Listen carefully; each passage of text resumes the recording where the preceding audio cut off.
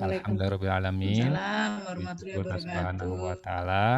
Shalawat dan salam tak lupa kita sampaikan pada qudwah kita yang sama-sama kita hormati Ibu Titik Sugihartilawati Dewi MPD yang alhamdulillah hari ini berkenan untuk berbagi dalam kegiatan literasi Teams bersama Perpustakaan SMP IT Rahmania. Yang sejatinya harusnya Senin pekan lalu ya Bu Titik gitu, namun karena kesibukan beliau yang luar biasa ya gitu di mewakili Kota Depok ya sebagai pengawas untuk diminta mungkin pemikirannya oleh Kemendikbud. Yang alhamdulillah di kesempatan siang hari ini sudah bisa bergabung dan juga buat rekan-rekan yang sudah luar biasa mengikuti kegiatan-kegiatan yang ada di kami ya, khususnya juga buat teman-teman sesama kepala sekolah, sesama tenaga pendidik yang mudah-mudahan selalu dalam keadaan sehat walafiat ya.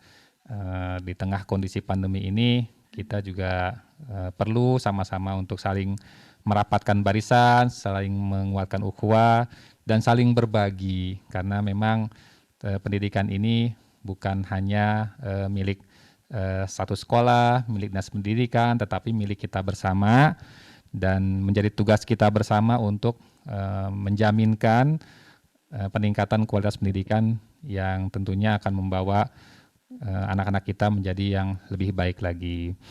Alhamdulillah yang luar biasa hari ini kita akan sedikit berdiskusi, banyak ya, insya Allah banyak berdiskusi dengan Bu Titik terkait dengan konsep merdeka belajar gitu ya.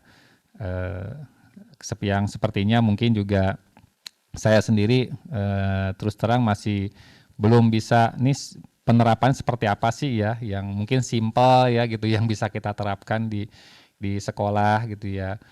Kan kalau mungkin sedikit mengistilahkan kalau istilahnya merdeka berarti selama ini apakah pendidikan kita dijajah kan begitu. Ya, jadi secara makna memang agak sedikit ya konotasinya agak sedikit mungkin negatif gitu ya gitu dengan konsep merdeka belajar gitu. Dan ini memang mungkin dari sisi pemerintah, dari sisi Kemendikbud, konsep merdeka belajar ini menjadi suatu terobosan ya untuk bagaimana setiap lembaga pendidikan ya baik negeri ataupun swasta gitu ya untuk bisa menjalankan pendidikannya seefektif mungkin, semaksimal mungkin gitu. Namun tentunya juga kita tidak menafikan bahwa dalam kegiatan kita selalu didampingi oleh orang-orang luar biasa ya khususnya para pengawas. Nah ini mungkin hari ini mudah-mudahan ada inspirasi buat rekan-rekan sekalian, buat teman-teman semua seperti apa nanti yang bisa kita laksanakan terkait dengan konsep Merdeka Belajar yang nanti insya Allah akan disampaikan oleh Bu Titik dan selanjutnya seperti biasa nanti setelah pemaparan dari Bu Titik kita bisa sama-sama berdiskusi gitu ya bagaimana kita bisa menerapkan konsep ini sebaik mungkin di dalam menjalankan aktivitas kita di sekolah masing-masing ya. Baik, tanpa berpanjang kalam ya buat rekan-rekan semua kepada Bu Titik waktu dan tempat kami persilahkan Bu untuk menyampaikan paparannya terkait dengan konsep Merdeka Belajar gitu. Ya, Silakan Bu Titik. ya, terima kasih Pak Maulana dan teman-teman semua yang masih setia ya di forum literasi. Saya kira di sini saya tidak memberikan materi banyak, tapi kita akan sharing nanti ya. Saya coba share screen terlebih dahulu.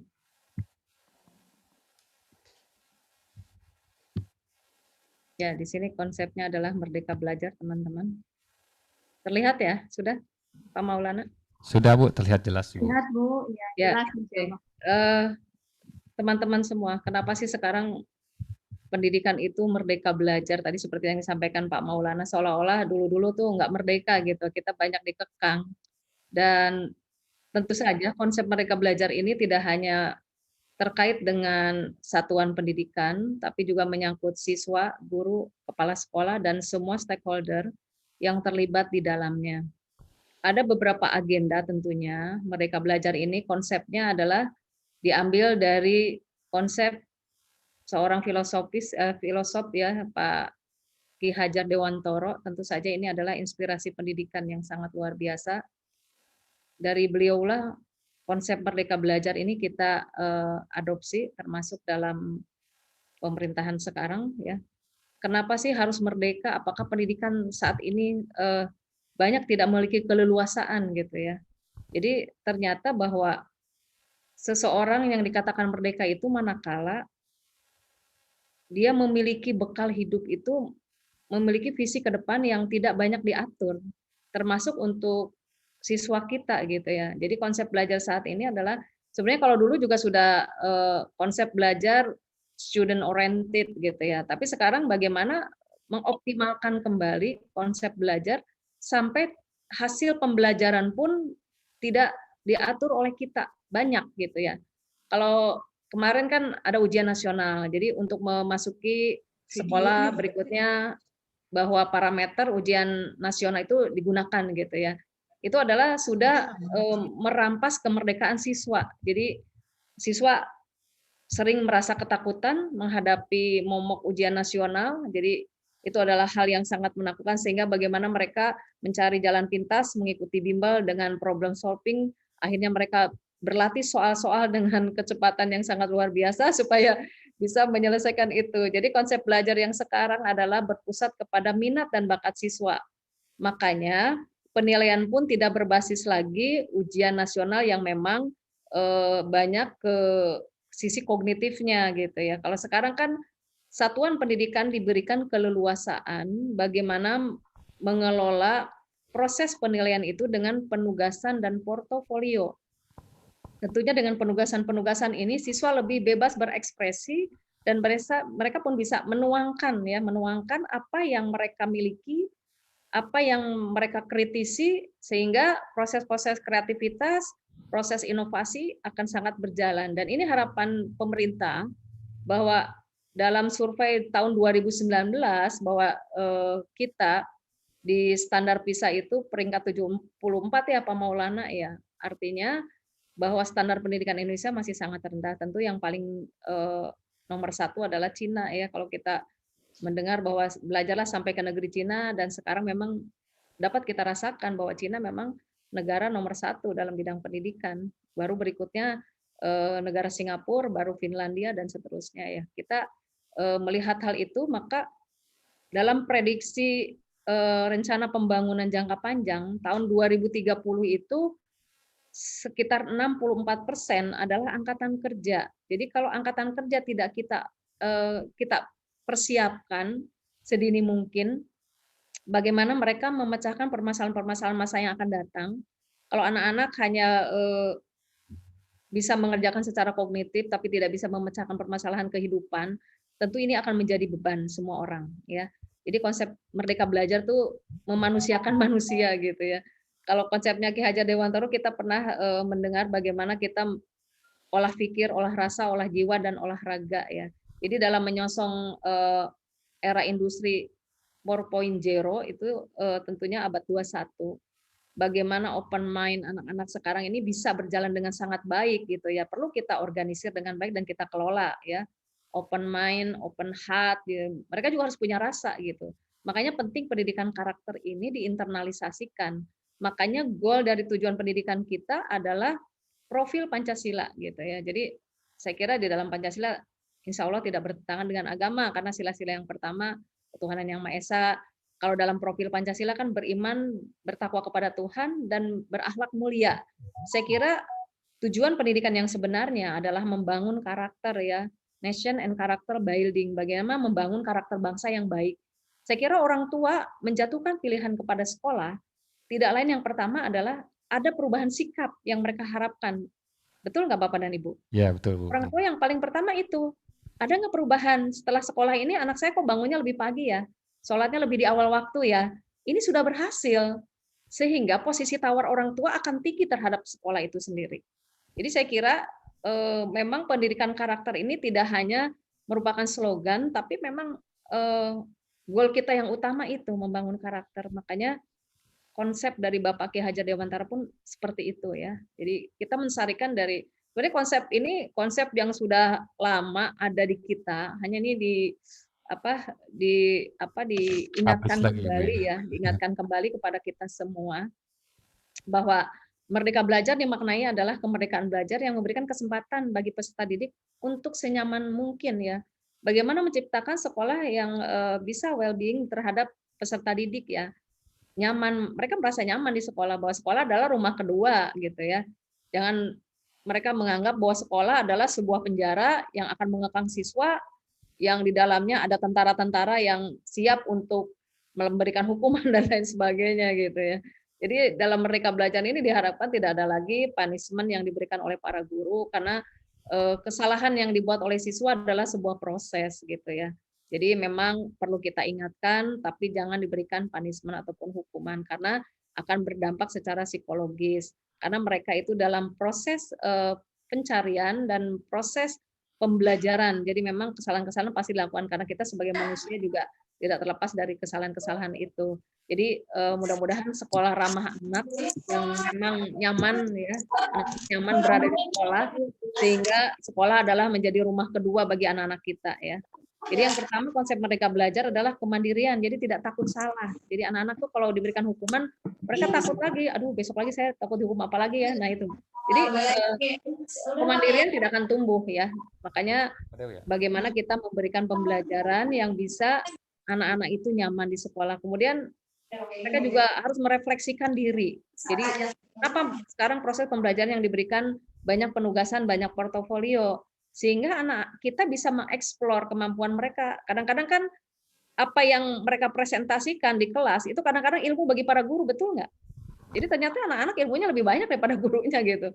Iya, Karena sekarang guru yang paling pintar adalah anak-anak kan cari dari internet, itu kan di internet fasilitas. ya. Jadi bahwa anak itu bukan lagi gelas kosong saat ini. Kalau dulu kan zaman saya sekolah satu-satunya sumber ya ibu bapak guru. Perpustakaan kita nyari dulu ya buku-bukunya dan tidak sebanyak sekarang. Sekarang ada e-book ya, difasilitasi oleh internet. Satu kata diketik itu sudah berapa kalimat yang akan muncul gitu ya. Jadi memang guru itu bukan satu-satunya sumber. Makanya saya kira saat ini anak-anak tinggal kita berikan satu permasalahan atau satu proses pembelajaran yang mampu membangun kreativitas mereka sehingga mereka menjadi anak-anak yang kreatif ke depan. Dalam kehidupan ini saya pikir tidak anak-anak itu tidak butuh pinter, tapi bagaimana menghasilkan anak-anak yang kreatif. Jadi orang yang sukses dalam kehidupan adalah orang yang kreatif gitu ya. Iya, iya. Iya betul. Coba kita lihat siapa yang sukses saat ini yang tidak berasal dari orang-orang yang kreatif. Saya kira tidak ada ya. Jadi mereka yang mampu melihat peluang, mampu melihat kesempatan yang ada dan meraih kesempatan itu sendiri gitu ya. Dan kemudian yang berikutnya adalah mereka bisa berdaya ya. Artinya berdaya di sini adalah mampu memberdayakan dirinya dan mampu memberdayakan orang lain gitu ya. Jadi itu adalah ciri-ciri orang yang ada dalam konsep Merdeka Belajar. Jadi Bapak Ibu guru juga mampu memberdayakan dirinya, mampu juga berbagi dengan teman-teman yang lain seperti saat ini Pak Maulana mampu memberikan ruang untuk kita saling berbagi gitu ya. Ini adalah salah satu konsep merdeka sebenarnya gitu ya. Saya lanjutkan bahwa dalam pendidikan itu proses menuntun memberikan kontributor yang paling penting dalam proses pembentukan menuju well-being. Jadi menuntun, jadi Bapak Ibu kalau kita menuntun itu kan misalnya anak kecil kita tuntun ya, kita hanya memegang. Yang mengendalikan siapa? Bapak dan Ibu? Kalau kita menuntun, yang mengendalikan siapa? Anaknya sendiri. Anaknya sendiri. Jadi konsep pendidikan seperti itu. Kita pegang, tapi anak yang berjalan kemudian. Ya, kita kan pasti ngikutin mau ke kanan, mau ke kiri kan gitu ya. Bukan kita yang mengendalikan, tidak. Dalam pendidikan konsep merdeka seperti itu. Kalau saya visualisasikan gitu ya. Jadi di sini bagaimana kita mengoptimalkan potensi yang ada dalam diri siswa. Makanya penting di awal tahun pembelajaran itu anak-anak ada tes diagnostik awal ya, kemudian juga ada tes psikotes sehingga kita tahu betul minat dan bakat anak. Jadi tidak semua anak harus pintar matematika, tidak. Tapi kita katakan bahwa mereka memang sesuai dengan kurikulum harus mempelajari itu gitu ya. Tapi bagaimana membuat matematika yang tidak menyulitkan, yang tidak membuat anak-anak menjadi tidak mau belajar matematika. Jadi paling tidak kan di awal itu kita harus ada kontrak belajar. Buat yel-yel yang menyenangkan bagi mereka. Matematika mudah dan menyenangkan kan gitu ya. Jadi ada jargon-jargon yang membuka mindset mereka, open mind, bagaimana pemikiran mereka terbuka bahwa matematika itu tidak sulit gitu. Jadi penting sekali peran guru di sini membuka wawasan siswa ya. Jadi ada 4 agenda sebenarnya dalam Merdeka Belajar ini. Yang pertama adalah ujian nasional. Sementara ini ujian nasional dalam pro dan kontra, dan dalam konsep Merdeka ujian nasional ini dihilangkan Bapak dan Ibu karena ujian nasional itu orientasinya adalah berbasis hasil belajar yang diutamakan adalah proses kognitif ya. Tentu saja ini tidak sesuai dengan konsep Merdeka. Makanya asesmen kompetensi minimal adalah satu parameter yang memberikan keleluasaan sebenarnya. Makanya di sini kan tidak lagi penilaian individu ya, tapi bagaimana menilai satuan pendidikan. Dan soal yang diberikan pun sesuai dengan karakteristik peserta didik. Kalau dia ada di level high, artinya siswa bisa menjawab soal-soal yang sulit, maka soal itu akan kemudian muncul yang sulit terus. Tapi manakala siswa berada pada level yang agak rendah, maka soal itu pun akan menyesuaikan. Jadi memang bahwa penilaian pun akan menyesuaikan dengan karakteristik peserta didik. Hanya barangkali di sini teman-teman guru perlu memotivasi anak-anak bagaimana yang sangat rendah ini bisa naik nantinya ke depannya. Ini kan perlu evaluasi karena ini ada di kelas 8, makanya di pertengahan. Sehingga masih ada kesempatan di kelas 9 ada perbaikan-perbaikan apa. Apakah proses pembelajaran selama ini belum sampai pada sasaran ya, apakah memang beberapa faktor banyak mempengaruhi apa sarana prasarana dan lain sebagainya yang belum mendukung dalam proses pembelajaran. Kemudian USBN itu sekarang diganti dengan asesmen yang diadakan oleh satuan pendidikan.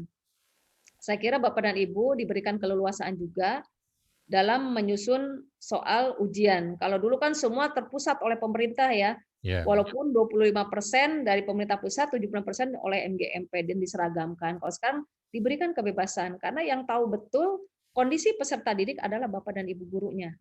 Pemerintah pusat tidak memiliki kewenangan yang lebih gitu ya untuk mencapai hasil penilaian itu sendiri, maka diberikan keleluasaan. Kemudian dalam menyusun rencana pembelajaran pun, saya kira adanya eh, surat edaran Menteri nomor 14 tahun 2019 ini ada penyederhanaan RPP Bapak dan Ibu. Kalau dulu teman-teman guru itu kalau pas ngeprint RPP itu bisa 250 halaman ya. Dan itu sangat memboroskan kertas karena kita sudah berbasis lingkungan ya. Sekolahnya kan banyak-banyak unggul, nyaman, religius dan berwawasan lingkungan. Ternyata kertas yang dibuang banyak sekali. Itu satu guru ya, hampir setengah rim. Gimana kalau gurunya ada 20 gitu ya, pemborosan luar biasa gitu. Kalau sekarang kan saya kira dengan kebijakan ini penyederhanaan, kemudian juga tidak diseragamkan dulu harus EEK, kalau nggak ada dicoret. Nah itu kan guru sendiri dalam membuat perencanaan pembelajaran sudah tidak bebas gitu. Jadi makanya sekarang disederhanakan dan yang penting 3 unsur itu ada, tujuan pembelajaran ya, kemudian langkah pembelajaran dan penilaian tetap ada. Yang lainnya silahkan guru membuat perencanaan sesuai dengan karakteristik peserta didik yang ada. Udah dalam penerimaan peserta didik baru, saya kira sekarang aksesnya lebih diperluas Bapak dan Ibu, tidak berdasarkan hasil nilai tapi berdasarkan zonasi. Artinya di sini memberikan kebebasan kembali ya. Jadi anak-anak itu diberikan keleluasaan sehingga mudah-mudahan ini akan merubah performa pendidikan ke depan gitu ya. Tapi bukan berarti anak-anak kemudian dimajulkan untuk malas belajar. Tidak, tetap ya, mereka harus tetap bersaing kita katakan di dunia yang memang semakin luar biasa saat ini ya. Jadi prinsip mereka belajar itu yang pertama adalah berpusat pada murid ya. Jadi pada peserta didik atau pada siswa, cuman sekarang ini istilahnya adalah murid, kembali lagi ke dulu ya Bapak Ibu.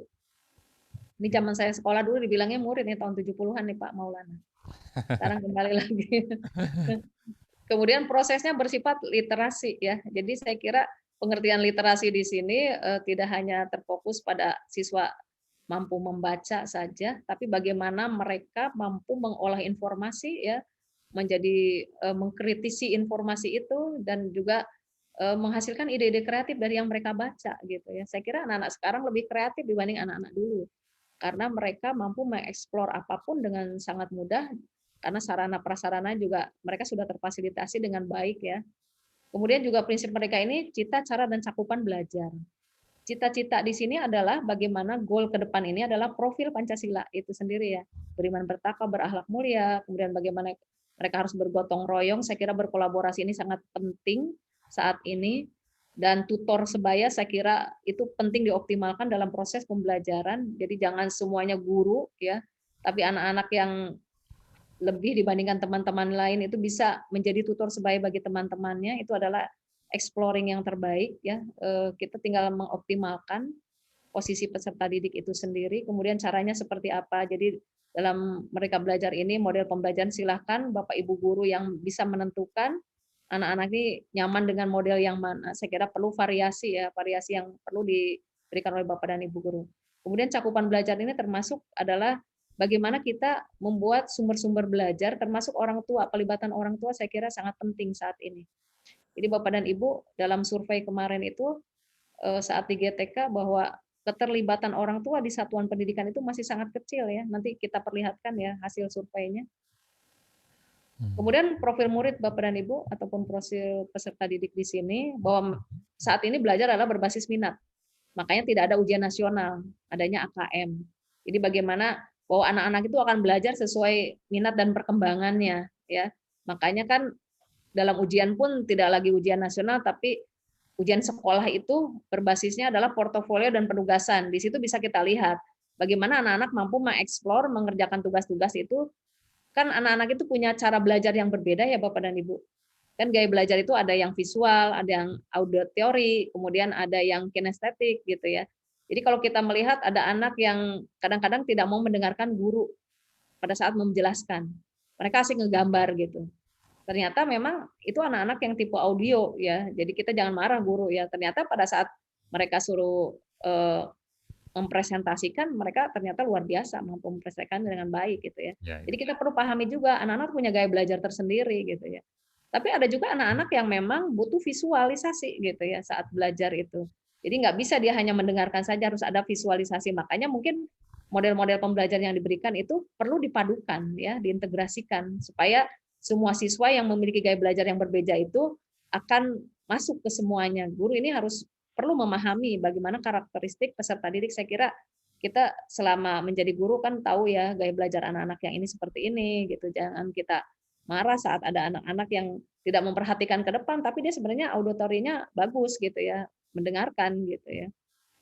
Kemudian profil murid, pekerjaan orang tua ini memberikan pengaruh Bapak dan Ibu, kenapa dalam profil murid ini? Saya kira anak-anak berangkat ke sekolah itu berawal dari lingkungan keluarga. Pendidikan seperti apa yang diberikan oleh orang tua dan pekerjaannya apa, makanya dalam AKM pun pemilihan siswa yang dipilih 45 orang berdasarkan pekerjaan orang tua.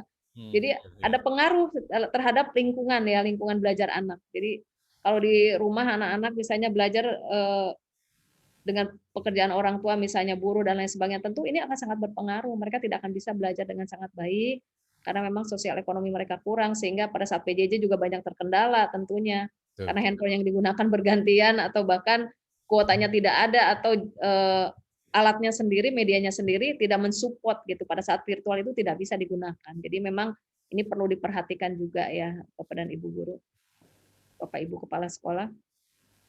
Kemudian di sini strategi pembelajaran 5M. Ini waktunya 30 menit ya Pak Maulana? Iya Bu, biar nanti bisa diskusi sama Ya, teman-teman oke. yang lain.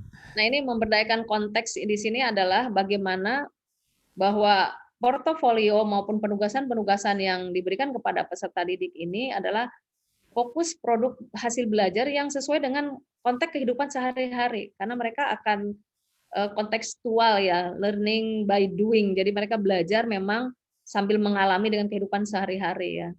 Saya kira Bapak dan Ibu sudah paham bagaimana memberikan pembelajaran yang memang kontekstual. Kemudian juga saya kira anak-anak sekarang perlu diberikan tantangan ya Bapak dan Ibu. Bagaimana mereka mampu memaksimalkan potensi yang ada dalam dirinya gitu ya. Kan kita tahu lah kekuatan anak-anak kita apa, kelemahannya apa, kita pasti sudah tahu. Dan kekuatan itu menjadi aset ya, aset pendidikan yang bisa kita optimalkan ya. Makanya ruang-ruang itu banyak kita buat di sekolah itu ya. Kalau misalnya ada ruang untuk bagaimana mengeksplor siswa, misalnya ada I Like Monday dan lain sebagainya, itu adalah bagaimana sisi ruang yang memang kita berikan kepada peserta didik supaya mereka bisa memanfaatkan ruang itu. Jadi anak-anak sekarang itu sebenarnya tinggal kita fasilitasi saja, semua akan berjalan dengan sangat baik karena potensi mereka yang sangat luar biasa ya. Kemudian yang ketiga adalah memahami konsep. Memahami konsep ini dalam arti yang luas ya Bapak dan Ibu, bisa mengidentifikasi, mempelajari sampai menganalisis ya. Saya kira akan sangat luas ya. Kemudian membangun keberlanjutan. Saya kira terhadap produk ataupun hasil belajar itu perlu diberikan umpan balik Bapak dan Ibu. Jangan sampai kita memberikan penugasan tidak ada umpan balik, tidak ada respon. Jadi berilah komentar, alhamdulillah sudah baik, hanya perlu tambahan walaupun memang ada yang keliru misalnya. Jadi bahasanya akan seperti itu sehingga anak-anak merasa bahwa karya yang mereka buat tidak sia-sia gitu, diapresiasi oleh Bapak dan Ibu guru walaupun ada kekeliruan tetap kita luruskan, tapi bahasa awal itu bagaimana memberikan reward kepada mereka ya. Kemudian memanusiakan hubungan. Murid dipahami dari awal dan saat pembelajaran. Jadi memang kita itu betul-betul menjaga hubungan dengan anak-anak kita bahwa mereka adalah, jadi kita jangan mengatakan bahwa anak ini orang yang tidak tahu apa-apa. Tapi yang ada di hadapan kita adalah mereka adalah calon-calon orang besar ke depan. Jadi di hadapan kita ini ada calon Habibie, ada calon presiden, ada calon dokter. Jadi kalau kita memahami bahwa siswa semua memiliki potensi, kita akan selalu semangat Bapak dan Ibu mengajar mereka gitu ya. Nah, ini Bapak dan Ibu berdasarkan Perdirjen ya.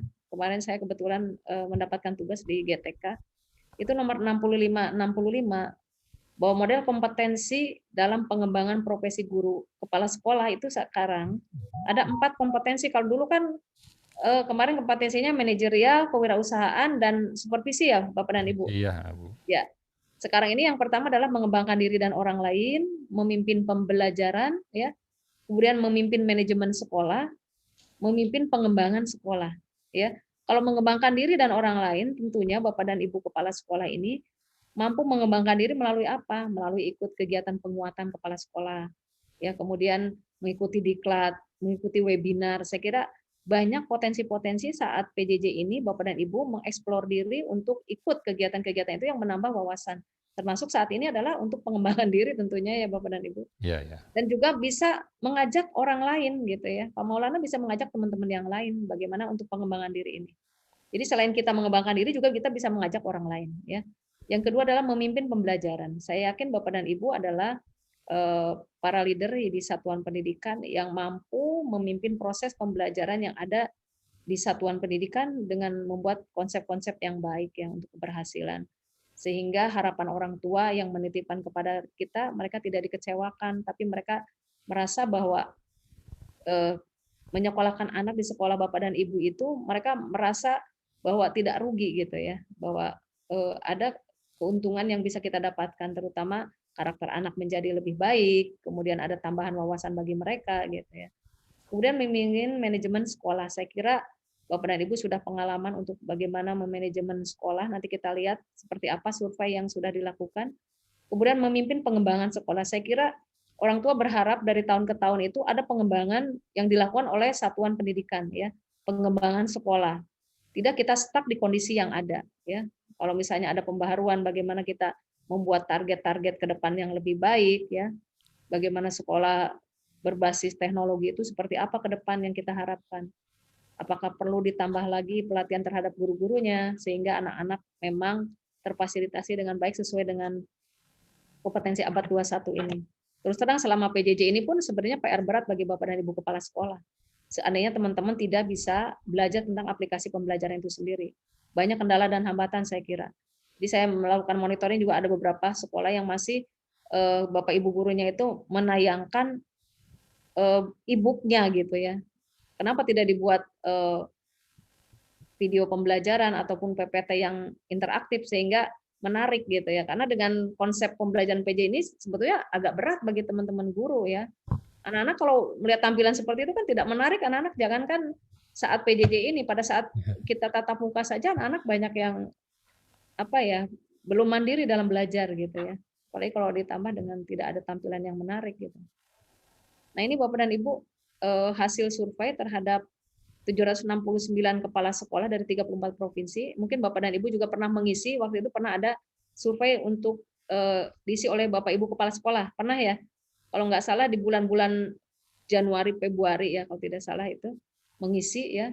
Dan ini setelah dilihat hasilnya Bapak dan Ibu dari 4 dimensi itu, di sini memang hasil untuk Provinsi Jawa Barat lebih baik dibanding Indonesia Timur ya, hasil surveinya.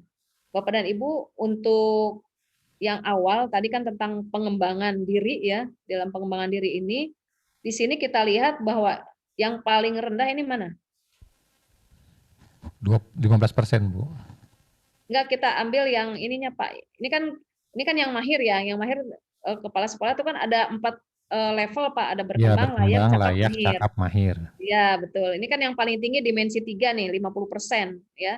Iya ya, yang Berarti mahir. manajemen sekolah itu teman-teman kepala sekolah sudah pada hebat ya, sudah mampu gitu Ya, ya. Ini yang paling rendah di sini ya, mengembangkan diri dan orang lain. Berarti ya. Bapak dan Ibu kepala sekolah masih jarang mengikuti Hmm. diklat, mengikuti pelatihan, webinar. Nah, ini kan masih rendah nih 38%. Ya, jadi ini yang pertama ya, kompetensi pertama. Kemudian kompetensi berikutnya di sini kita lihat yang paling rendah. Ini masih dimensi 1, Bu ya. Oh ya, dimensi 1 ya. Oke. Dimensi 1 ini kita lihat lagi di sini yang Secara 22% kompetensi yang paling rendah itu yang kompetensi 3. berpartisipasi aktif dalam organisasi profesi dan komunitas untuk pengembangan karir. Bapak dan Ibu ternyata teman-teman masih rendah dalam partisipasi dalam organisasi ya, dalam kegiatan. Betul nggak Bapak dan Ibu? Yang dirasakan oleh Bapak dan Ibu nih. Karena jarang juga Bu organisasinya Bu, apa aja Bu? Iya. Oh, sekarang udah lumayan banyak, Pak. Ada KGB ya, ada yang kayak gitu kan ya, Bu? MKKS Maksudnya. selain ya MKKS ya, ada organisasi yang lain kayak ini kan ini yang dirasakan di samping itu juga untuk pengembangan karir Pak. Artinya kan berarti teman-teman kepala sekolah juga untuk pengembangan karir artinya mereka ikut pelatihan, ikut webinar secara mandiri sebenarnya kan sekarang banyak juga. Oh ini kan berarti masih kurang juga. Jadi memang penting juga bahwa Bapak dan Ibu juga ikut ya, ikut berpartisipasi. Bagaimana mengambil narasumber dari luar kan bisa juga diadakan secara mandiri gitu ya. Sehingga MKKS itu menjadi lebih berdaya guna gitu ya, mengundang narasumber dari luar sehingga organisasi itu tidak hanya mengelola hal-hal yang rutinitas tapi juga bagaimana menambah wawasan dan pengetahuan Bapak dan Ibu gitu. Itu ke depan harus seperti itu ya.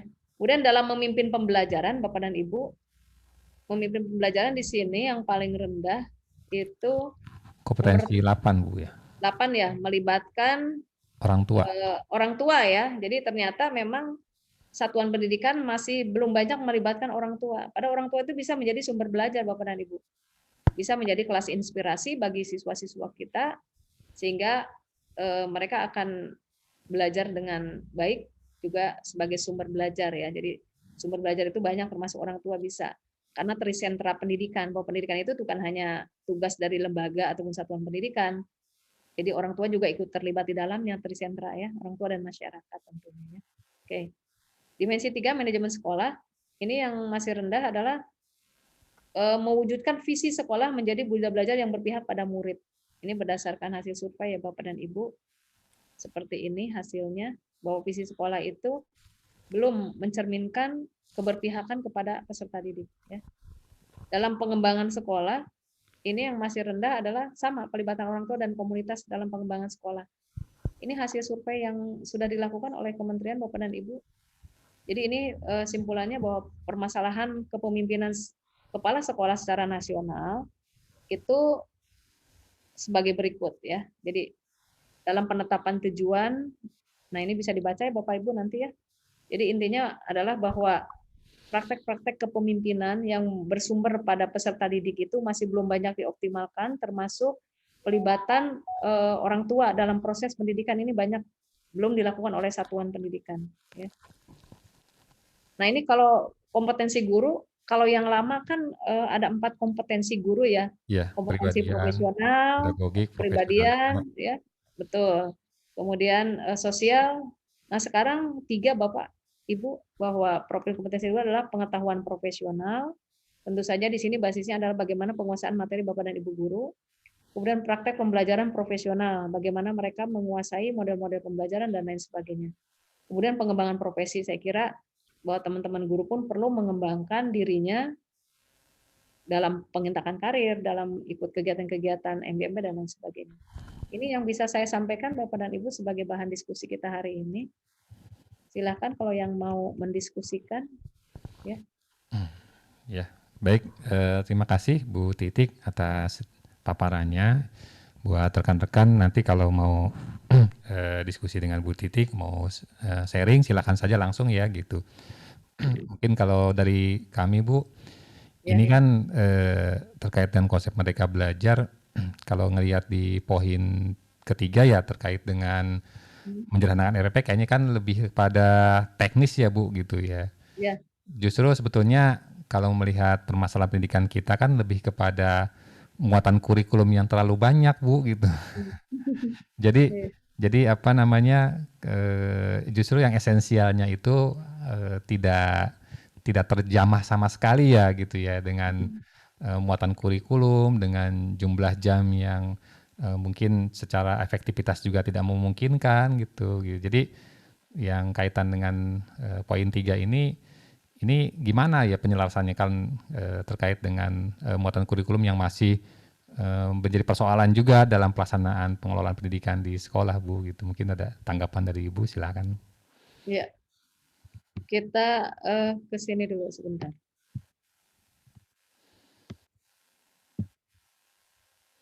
Ini Pak Maulana, memang betul bahwa kurikulum kita ini masih gemuk ya istilahnya ya. Sebenarnya kementerian membuat platform kurikulum, mudah-mudahan sih ke depan ada perubahan. Hanya saat ini, karena melihat ini Pak, bagaimana olah pikir, olah rasa, olah jiwa, olahraga ini masih menjadi panduan pendidikan kita. Olah pikir ini kita kelola melalui pendidikan matematika, pendidikan IPA yang banyak ya, menggunakan mind anak-anak ya, proses berpikir. Kemudian olah rasa pun perlu digali oleh anak-anak kita. Olah rasa ini tentu saja melalui pendidikan seni budaya ya, kemudian apalagi nih di sini nih olah rasanya. Jadi sebenarnya ingin memaksimalkan 4 hal ini, Pak. Kemudian olah jiwa ini tentunya pendidikan agama, pendidikan PPKN, ini juga perlu ya. Sedangkan olahraga tentu ini yang kinestetik ya. Jadi kita masih berangkat dari sini Pak Maulana. Jadi belum bergerak seperti kalau negara-negara lain kan istilahnya minat bakat itu sudah dari SD sudah dimulai ya. Betul Bu. Mereka bakat minatnya kemana? Sudah langsung diberikan pembelajaran hanya itu saja gitu. Karena nanti nggak sinkron dengan AKM Bu gitu ya. Betul, Jadi betul. Ya. apa namanya mensinkronkan antara kurikulum dengan AKM-nya itu gimana akhirnya kan kenyataannya akhirnya di sekolah itu seperti kayak bimbel AKM ntar Bu ada lagi gitu Bu gitu ya selain kan diharapkan kan pencapaian kurikulum itu kan dengan apa dengan kurikulum yang normal itu AKM itu sudah terintegrasi gitu. Tetapi kan kenyataannya AKM itu menjadi polemik atau menjadi ini juga buat sekolah gitu ya.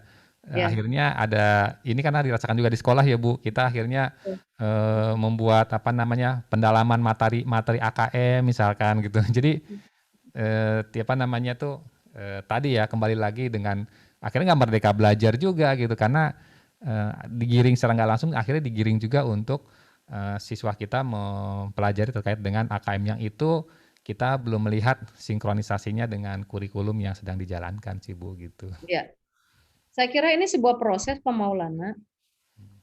Kalau tiba-tiba kita langsung memangkas beberapa mata pelajaran, ada hal-hal yang memang akan apa ya, akan termarginalkan. Karena saat ini tentu problematika Bapak dan Ibu guru karena kan masih di apa di IKIP tuh apa sekarang di WJ Bu. UI maupun di UNJ itu kan basisnya masih per mata pelajaran, Pak. Ya, Apa ya. jadinya manakala kurikulum ini langsung disempitkan sementara di perguruan tinggi belum konteksnya belum sama konsepnya gitu ya. Dan yang kedua, nanti Bapak Ibu guru nanti akan mengajar apa gitu yang lain itu.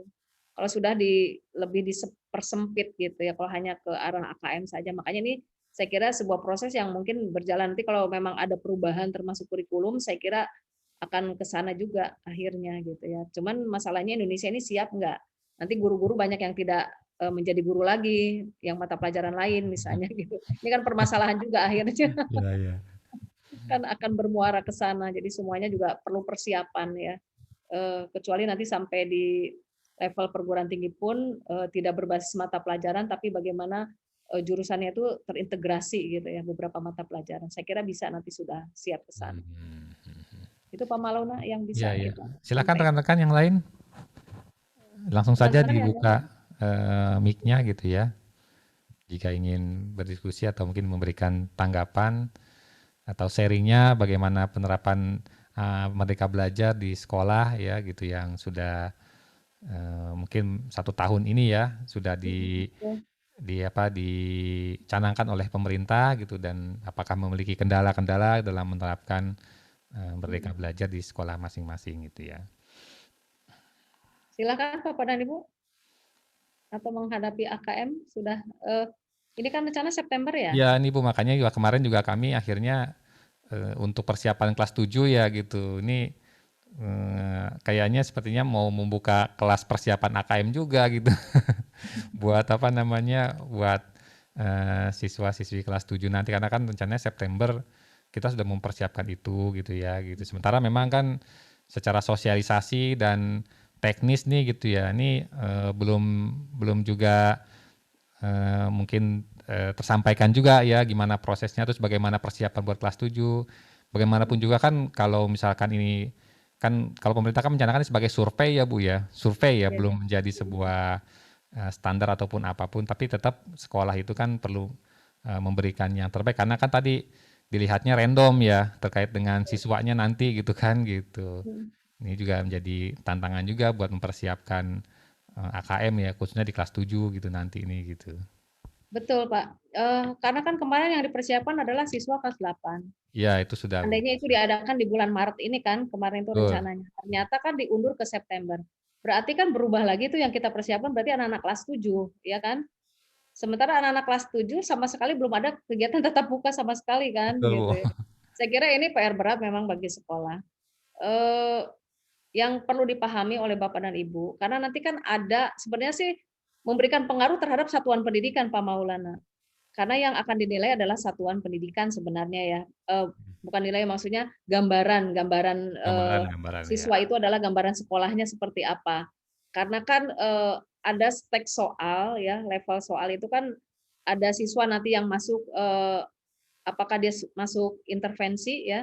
Kemudian ada yang level dasar, level cakap, level mahir gitu. Ada 4 kategori sebenarnya dalam AKM ini. Hmm. Jadi kalau anak-anak masih di level perlu intervensi, berarti Bapak dan Ibu guru perlu mengoptimalkan proses pembelajaran lebih baik lagi. Kan ada 4 hal dalam AKM itu. Jadi ada proses literasi ya, jadi bagaimana mereka melatih anak-anak kita berpikir kritis dan kreatif menyikapi sesuatu hal dalam soal yang akan ditampilkan. Kemudian yang kedua adalah survei karakter. Berarti di sini profil Pancasila pun perlu diberikan pemahaman kepada anak-anak kita yang 6 itu tadi ya. 6 hal dalam profil Pancasila perlu diberikan pendalaman oleh guru ya kepada anak-anak kita pemahamannya. Kemudian numerasi. Jadi di sini bagaimana siswa itu tidak hanya memahami konsep-konsep matematika secara secara hafalan atau pemahaman yang ringan, tapi bagaimana mengaplikasikan juga dalam konteksnya kehidupan sehari-hari. Jadi misalnya kan nanti akan ditampilkan beberapa narasi soal, misalnya bagaimana kalau misalnya seperti yang pernah saya paparkan dulu itu, seseorang yang di dalam kalkulatornya itu tidak ada angka 5 gitu ya. Bagaimana menggunakan penjumlahan 25 itu menggunakan kalkulator yang tidak ada angka 5-nya. Gimana caranya kan gitu. Tentu ini kan perlu berpikir secara kritis ya tentang menghadapi soal yang seperti itu. Jadi bagaimana penggunaan-penggunaan dalam aplikasi sehari-hari, tentu konteksnya akan ke sana. Kemudian adalah satu lagi survei lingkungan belajar. Artinya proses pembelajaran yang dilakukan oleh Bapak dan Ibu guru, apakah selama ini masih ada hukuman-hukuman fisik diberikan, kemudian apakah anak-anak lain masih ada yang kegiatan bullying dan lain sebagainya, itu mengarah kepada bagaimana sekolah yang nyaman tadi itu, jadi sekolah yang ramah anak. Jadi tentu saja semua stakeholder yang ada di satuan pendidikan itu bagaimana membuat nyaman anak-anak kita sehingga mereka merasa betah di dalam kelas, merasa betah di satuan pendidikan gitu. Jadi bahwa sekolah itu bukan merupakan penjara bagi mereka gitu. Itu Pak Maulana. Ya, baik. Rekan-rekan, teman-teman semua, silakan dibuka saja mic-nya. Ada yang mau berdiskusi, silakan. Langsung saja. Pak Maulana, mohon izin Bapak Ibu. Silakan Ya, Ibu. untuk bertanya. Ya, silakan. Baik, Bismillahirrahmanirrahim. Assalamualaikum warahmatullahi wabarakatuh. Waalaikumsalam warahmatullahi wabarakatuh. Sangat menarik Ibu diskusi siang hari ini khususnya tentang Merdeka Belajar. Nah, yang saya tangkap dari Merdeka Belajar ini kan di dalamnya ada dua ya Bu ya, ada Merdeka Guru dan Merdeka Murid dalam hal ini. Nah, kalau dihubungkan dengan AKM nanti Bu, mohon pendapat Ibu tentang korelasinya, maksudnya dengan Merdeka Murid dan Merdeka Guru ini dengan AKM yang sepertinya agak sedikit dipaksakan dengan soal-soal yang mungkin lebih mengarah ke ISA ya. Nah, sementara dalam uji coba yang kemarin sebelum bulan Maret, jadi Januari kita kan juga sudah melakukan simulasi ataupun percobaan. Ya. Ternyata ada kendala begitu, Bu. Jadi sepertinya apakah ini sesuatu yang bisa seperti dipaksakan sementara belum ada sosialisasi atau simulasi terutama untuk anak-anak. Nah, nanti di bulan September apakah ini sudah fix begitu untuk ininya, Bu. Nah, yang kedua mengenai penugasan, Ibu. Penugasan berupa portofolio ya memang yang dikembangkan untuk anak-anak agar Bapak Ibu guru tuh berkreasi, berinovasi terhadap tugas-tugas yang tidak hanya memberikan nilai secara kognitif saja, tetapi lebih banyak aktif gitu anak dengan adanya atau video dengan sesuatu yang mereka bergerak yang aktif begitu Bu. Jadi bisa disebutkan nanti contoh-contoh begitu untuk penugasan dari portofolio walaupun sudah mungkin Bapak Ibu guru juga sudah paham begitu.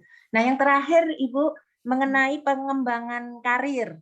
Nah, yang kita rasakan kebanyakan dari sekolah swasta karena kami kan dari swasta, kebutuhan untuk belajar ataupun mengikuti berbagai webinar itu kan panggilan dari kita ya, walaupun secara kita juga alhamdulillah sudah tersertifikasi lalu mengikuti kegiatan di MKKS ataupun MGMP. Nah, namun mungkin kendalanya itu pengembangan karir kita kan memang tergantung dari yayasan begitu. Jadi memang tidak ada kalau negeri kan memang ada jenjang yang tertinggi yang dituju begitu. Nah, bagi kami kepuasan mandiri ini yang bisa dirasakan hanya oleh para guru ataupun kepala sekolah swasta karena kami memang mencari ilmu untuk ini sendiri. Bagaimana tanggapan Ibu ini untuk meningkatkan minat untuk pengembangan karir ini? Terima kasih Ibu. Wassalamualaikum warahmatullahi wabarakatuh. Waalaikumsalam warahmatullahi wabarakatuh. Bu Lila dari SMP mana? SMP Islam Nurul Hidayah, Bojong Sari. Bojong Sari ya? Binaannya Bukistari. Oh, Bukistari. Ya. Baik, yang pertama tentang AKM tadi ya Bu ya. Ya. Saya kira sesuatu hal yang baru pasti ini butuh proses ya. Artinya kesiapan dari pemerintah termasuk kita juga sudah menyampaikan di awal pun kita sudah mengusulkan pada saat AKM ini akan bergulir, kita sudah mengingatkan bahwa sebenarnya dengan penggunaan server yang digunakan saat terlebih dahulu itu sudah bagus prosesnya gitu kan. Karena kalau langsung pasti ada kendala yang akan didapatkan. Ternyata betul saat simulasi. Tapi waktu itu Pusmenjar pusat pendidikan dan pembelajaran itu meyakinkan kita semua bahwa ini tidak akan terkendala ya janji mereka. Karena kan decision making untuk kegiatan AKM ini mereka pusmenjar. Kita Menjar sudah ya. mengingatkan, toh sekolah selama ini berjalan dengan baik itu melalui proses persiapan server ditaruh di sekolah dulu, melalui server sekolah, kemudian baru dibagikan kepada anak-anak secara Iya offline. betul. Ya, kita sudah menyarankan Semi seperti itu. online Bu, jadinya semi online. Ya, tapi mereka meyakinkan ini prosesnya akan sama dengan rekrutmen CPNS, jadi langsung. Ternyata baru simulasi 5 orang aja sudah terkendala. Dan ini mungkin menjadi bahan evaluasi, mudah-mudahan ke depan Pusmenjar akan lebih mempersiapkan diri ya, tentunya di bulan September nanti.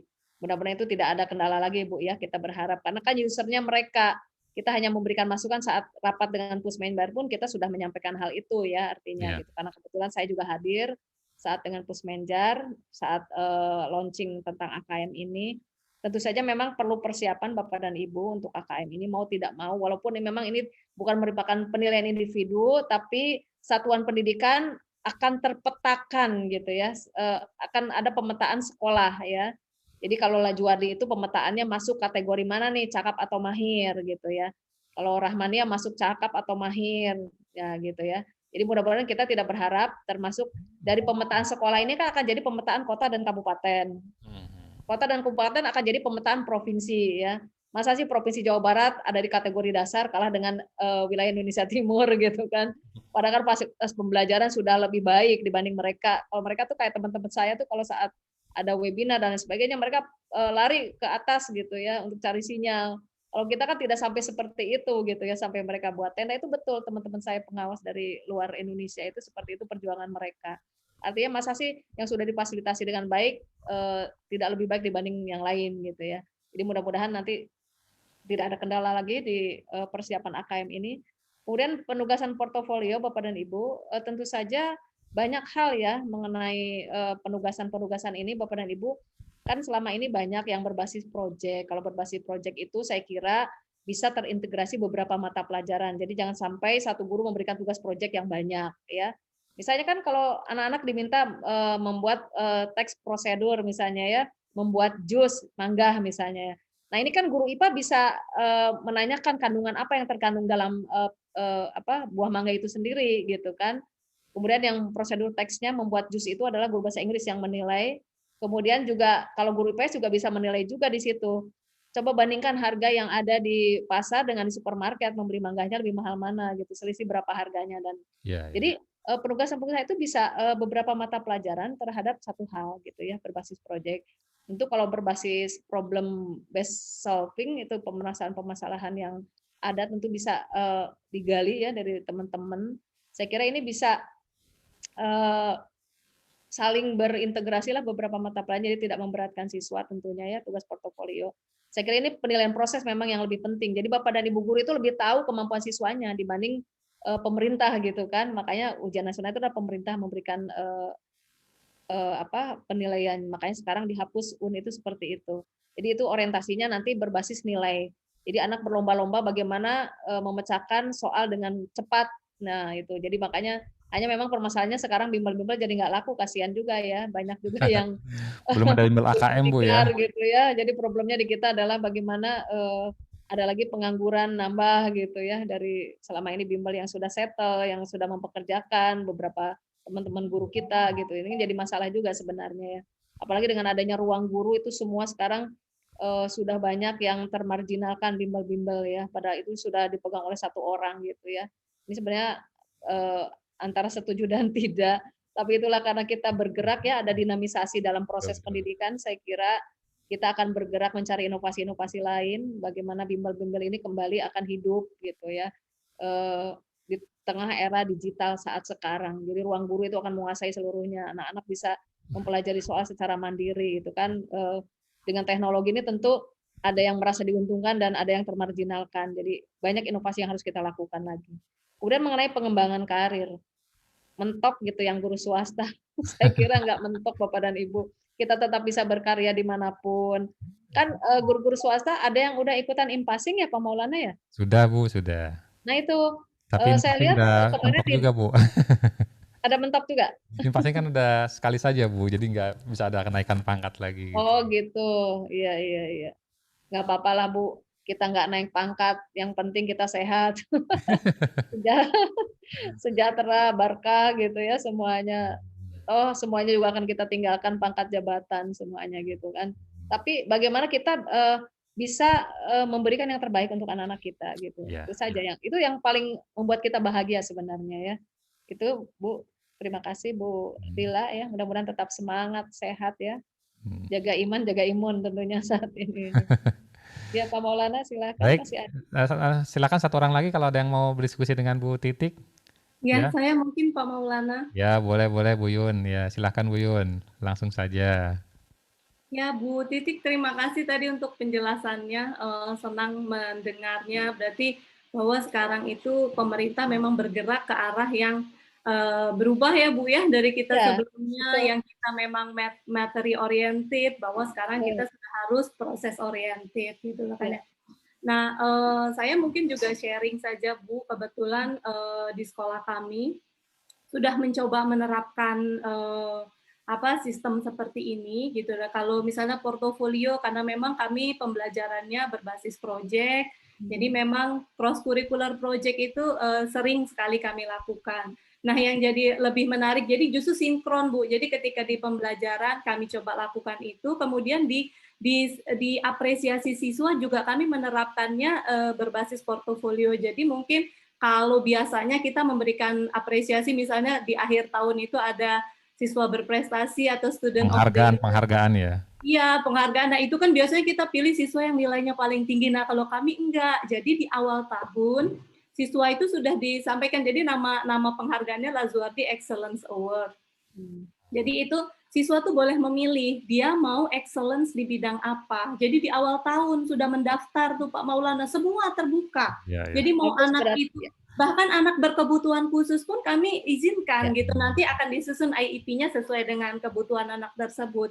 Jadi di awal tahun sudah mendaftar nih, misalnya saya sukanya bahasa, jadi saya mendaftar di excellence di bidang Oh, bahasa. iya iya. Ya, Nanti berarti sudah peminatan ya. Oke. ya, jadi Pak Sudah Maulana berjalan. sukanya matematika, mendaftar di bidang matematika. Kami sudah susun guideline untuk tercapai menjadi Excellence Award itu tentu yang pertama, anak-anak, kami menyebutnya 4K, Bu. Yang pertama kompetensi. Kalau dia suka bidang itu, tentu dia kompeten dong, berarti nilainya dia harus achieve lah di bidang pelajaran tersebut. Jadi kalau kami itu nilai achieve itu A, berarti di atas 85 ke atas dia achieve, gitu lah kan. Kemudian dia harus punya karya. Jadi dalam setahun itu dia harus bikin karya yang sesuai dengan bidangnya. Kalau saya bidang bahasa, berarti saya harus buat misalnya target akhir saya di akhir tahun saya mau menerbitkan satu buku puisi atau saya mau berkolaborasi sama teman-teman bikin kumpulan cerpen. Jadi harus punya karya dalam setahun. Kemudian dalam prosesnya itu dibimbing. Jadi kami punya guru-guru pembimbing Lea, guru-guru pembimbing Lazuardi Excellence Award sesuai dengan bidangnya. Berarti Lea bahasa, guru bahasa nanti yang bimbing. Anak-anak tuh ada kelompok, ada hari mereka bimbingan Lea gitu loh. Jadi diatur jadwalnya. Kemudian setelah karya, mereka harus punya kontribusi. Nah, kontribusi ini kami hubungkan dengan karakter. Kalau kita punya kelebihan, kita excellence pada satu bidang, baiknya itu tuh kita bagi-bagi juga ke orang lain. Jadi dia misalnya kalau bidang bahasa, dia nanti akan bikin kegiatan mendongeng bersama adik-adik TK, adik-adik SD kelas rendah, gitu loh kan ya. Atau nanti dia berkontribusi di lingkungan masyarakatnya, misalnya mengadakan kegiatan yang kayak gitu, boleh mendongeng apa aja. Jadi anak-anak tuh terserah mau kontribusinya apa, yang penting kamu bermanfaat untuk lingkunganmu dengan lingkungan sekolah, rumah maupun masyarakat dengan excellence yang kamu miliki. Nah, kemudian yang keempat, mereka harus berani berkompetisi. Jadi, anak-anak yang mendaftar Lea tersebut, mereka juga harus mau mengikuti kompetisi. Bukan targetnya menang. Kalau kami jadi enggak, anak boleh ikut lomba apapun, enggak mesti menang. Jadi kamu berani berkompetisi dengan teman-teman di luar, dengan teman-teman sesama di sekolah, pada bidang yang kamu sukai, nah itu tuh nanti akan mengasah kemampuan. Nah di akhir tahun, portofolio itu disusun. Jadi sudah nih, nanti ada presentasinya di Iya iya hadapan iya. guru-guru dan kepala sekolah. ini presentasi Lea saya, ini karya saya, ini kontribusi saya selama setahun. Jadi prosesnya pembimbingan panjang memang. Jadi setahun anak-anak itu dibimbing, guru semuanya terlibat. Semua guru bidang studi kan bisa jadi pembimbing, guru art jadi pembimbing untuk excellence di bidang art, guru musik jadi excellence di bidang musik. Jadi ini portofolio siswa itu di akhir tahun itu nanti bisa dipresentasikan. Nanti kalau dia mencapai 4K, kami berikan. Jadi satu bidang nggak mesti satu, Bu Yun. Enggak. Anak-anak yang mencapai 4K, kita berikan semua penghargaan. Dia excellence di bidang bahasa, dia excellence di bidang matematika. Yang penting, jadi targetnya itu adalah berkompetisi bukan semata-mata dengan orang lain, tapi dengan diri sendiri. Bayangin setahun proses penyusunan portofolionya, kan? Jatuh bangun ya Bu ya, kadang-kadang bosen, lelah dan sebagainya, tapi menyemangati diri, oh aku ini mau excellence di bidang ini, berarti aku harus berupaya. Nah itu yang salah satu bentuk portofolionya, jadi sinkron Bu, jadi ketika pemerintah nyatakan, ya udah kita coba, oh salah satunya bisa menerapkannya di bidang penghargaan untuk siswa, jadi penghargaan untuk siswa bukan guru lagi yang menentukan, bukan kita yang milih, nanti jadinya subjektivitas ya. Terus akhirnya murid-murid yang nilainya bagus aja yang bisa dapat. Anak-anak yang nilainya jelek, padahal bukan berarti dia nggak excellent, bisa jadi dia excellent di bidang lain. Berarti kalau kamu excellence di bidang yang kamu suka, kamu tentu akan berupaya sebaik mungkin, dan sifatnya adalah kompetisi dengan diri sendiri sih. Jadi lebih kepada melawan rasa malas, misalnya melawan rasa enggan, melawan rasa-rasa yang ada dalam diri gitu. Nah, ini berarti sudah bagus ya, ya Lajuan ini sudah berangkat ke Merdeka Belajar. Jadi peminatan siswa sudah dilakukan ya, sudah sejalan artinya. Kami mencoba tapi terus belajar sih Bu Titi. Jadi nanti dapat masukan-masukan lain juga kami coba. Nah, untuk yang tadi guru, mungkin Bu Lila ini sharing aja. Jadi sebagai guru swasta kita juga bisa Bu susun sistem karir. Nah ini memang harus kerjasama dengan yayasan. Jadi kalau kami, jadi guru sendiri itu ada ininya Bu, ada levelisasi.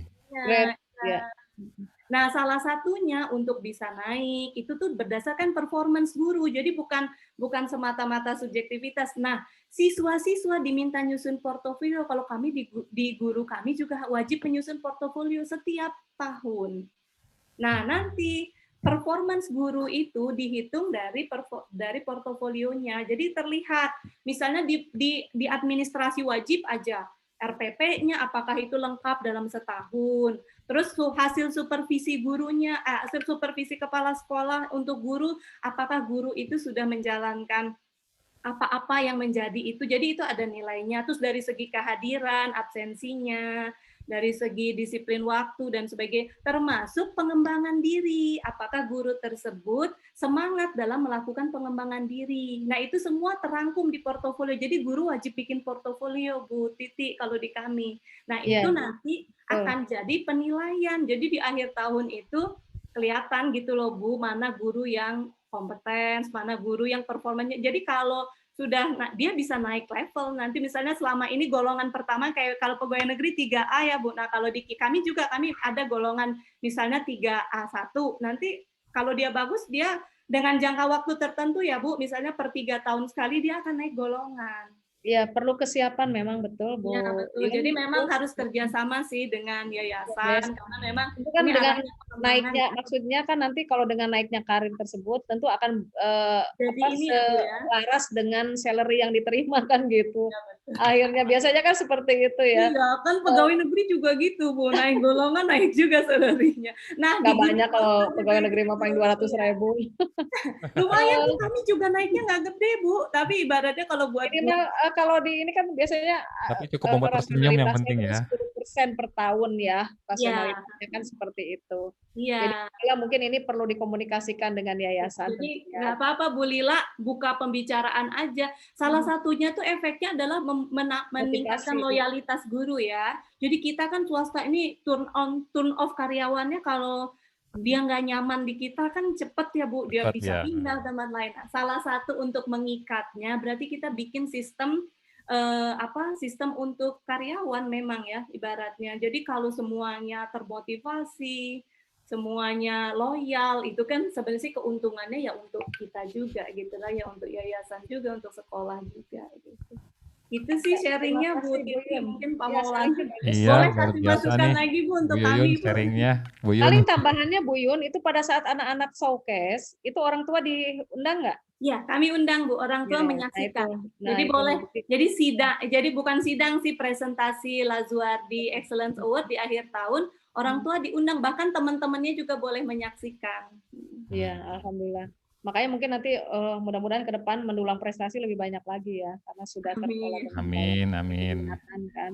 Jadi ini juga mungkin bisa oleh sekolah-sekolah lain juga inspirasinya ya Bapak dan Ibu. Saya kira ini forum yang sangat bagus, membuka wawasan dan cakrawala teman-teman semua sebenarnya kan. Apa yang sudah disampaikan Bu Yun ini sudah sejalan dengan Merdeka Belajar konsepnya ya, sudah bagus. Oke. Ya, Ya, terima kasih Bu Yun. makasih Bu Yun atas inspirasinya nih luar biasa gitu ya. Kita sama-sama saling belajar. Terakhir Bu Titik mungkin ada yang ingin disampaikan Bu Titik buat rekan-rekan sebelum kita menutup kegiatan kita pada kesempatan siang hari ini Bu. Ya, jangan berhenti untuk terus belajar kita semua gitu ya. Karena pendidikan adalah selalu improvement education, jadi selalu mengalami perubahan. Dinamisasi itu harus kita ikuti. Jadi kita jangan berhenti lah, kita adalah agen-agen pembelajar gitu ya. Dan kita adalah agen-agen perubahan, change agent. Jadi saya harap teman-teman harus melakukan perubahan dalam pendidikan dan akan terus ya ke arah yang lebih baik. Itu saja. Terima kasih. Ya, baik, terima kasih buat Bu Titik. Kita berikan aplaus yang luar biasa buat Bu Titik yang pada hari ini sudah menerima undangan kami dan berbagi dengan rekan semua. Dan khususnya buat rekan-rekan, terima kasih sudah bisa bergabung ya. Insya Allah nanti juga nih video-video kita ini juga akan kita share ke teman-teman supaya mereka juga yang tidak sempat hadir ya akan melihat video kegiatan kita pada hari ini dan menjadi inspirasi buat teman-teman kita semuanya. Sekali lagi kami ucapkan terima kasih dan kita tutup kegiatan kita dengan baca lafaz Alhamdulillah. Alhamdulillahirabbil alamin. Terima kasih. Wassalamualaikum warahmatullahi wabarakatuh. Waalaikumsalam warahmatullahi wabarakatuh. Terima